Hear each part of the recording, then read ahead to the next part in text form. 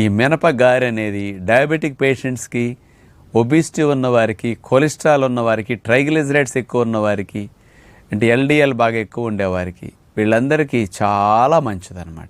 ఈ లెవెల్స్ని పెరగనివ్వు. ఇట్లాంటి ట్రబుల్స్ని తగ్గించడానికి ఇది బాగా సపోర్ట్ చేస్తుంది. ఇడ్లీ ఇలాంటి జబ్బులకి ఫ్రెండ్లీ అనమాట.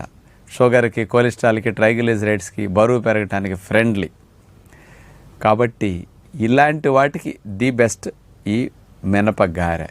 కానీ దీన్ని హెల్దీగా ఎలా చేసుకుంటే మంచిది? ఈ రోజుల్లో కూడా చాలా బాగా చేసుకోవచ్చు మీరు నూనె లేకుండా కూడా. ఎలాంటి చట్నీల్లో ఈ మినపగారె తింటే మంచిది అనేది నేను చెప్తాను. పొట్టు తీయకుండా మినుములనే, మినపప్పునే నానపెట్టేసి ఆ పప్పుతో పాటు రుబ్బేసుకోండి మీరు. ఆ మినపిండిలో ఉల్లిపాయ ముక్కలు, పచ్చిమిరపకాయ ముక్కలు, అల్లం ముక్కలు, జీలకర్ర ఇలాంటివి వేసుకోండి సరిపడా. దీనికి కొంచెం నిమ్మరసం కలపండి, కొంచెం